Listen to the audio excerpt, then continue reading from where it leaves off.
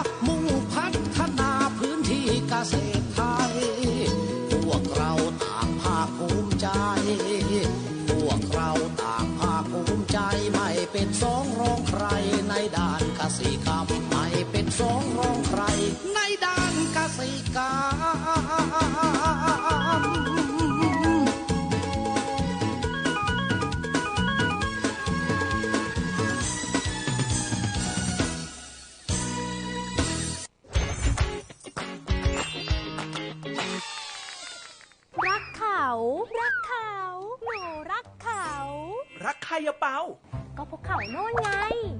ชาวบ้านซอแบะอำเภอปางมะผ้าจังหวัดแม่ฮ่องสอนแล้วไปรักเขาทำไมรักเขาเพราะว่าเขารักดินรักน้ำรู้ไหมเมื่อก่อนที่บ้านซอแบะเคยเกิดปัญหาดินพังทลายในช่วงฤดูฝนแต่ตอนนี้ทุกอย่างเปลี่ยนไปกลายเป็นพื้นที่อุดมสมบูรณ์แล้วเขาทำได้ยังไงก็เพราะเขามีระบบอนุรักษ์ดินและน้ำของกรมพัฒนาที่ดินไง 1. ทำขั้นบันไดดินแบบไม่ต่อเนื่องเป็นมาตรการอนุรักษ์ดินและน้ำที่ก่อสร้างในบริเวณพื้นที่ที่มีความลาดชันไม่มีระบบส่งน้ำชลประทานและมีความกว้างน้อยและใช้ประโยชน์พื้นที่บริเวณพื้นที่ลาดระหว่างขั้นบันไดดินแบบไม่ต่อเนื่องเพื่อใช้เพาะปลูกพืชไร่และปลูกไม้ผลนอกจากนี้ยังทำการปลูกหญ้าแฝกเพื่อเสริมความแข็งแรงอีกด้วยค่ะ 2. ทำคันคูเบนน้ำเป็นมาตรการอนุรักษ์ดินและน้ำที่ก่อสร้างในบริเวณจุดสูงสุดของพื้นที่ลาดชันสูงเมื่อมีฝนตกจะมีปริมาณน้ำจำนวนมากไหลบ่าเข้ามาสร้างความเสียหายให้กับพื้นที่การเกษตรได้จึงก่อสร้างคันดินเบนน้ำขวางไว้เพื่อที่จะระบายน้ำไหลบ่าหน้าดินออกนอกพื้นที่ไปสู่ทางน้ำธรรมชาติต่อไป 3. ทำอาคารชะลอความเร็วของน้ำเป็นมาตรการอนุรักษ์ดินและน้ำที่ก่อสร้างสิ่งกีดขวางทางเดินของน้ำเพื่อชะลอความเร็วของน้ำและลดการพัดพาตะกอนดินลงสู่ลำน้ำนี่เป็นแค่ตัวอย่างส่วนหนึ่งที่ตั้งใจร่วมกันแก้ปัญหาระหว่างชาวบ้านกับเจ้าหน้าที่กรมพัฒนาที่ดินก็สามารถพลิกฟื้นผืนดินรวมถึงระบบนิเวศให้กลับมาอุดมสมบูรณ์เป็นแหล่งเรียนรู้และเป็นพื้นที่ตัวอย่างอีกด้วยค่ะเป็นไงฟังแล้วรักเหมือนเปาไหม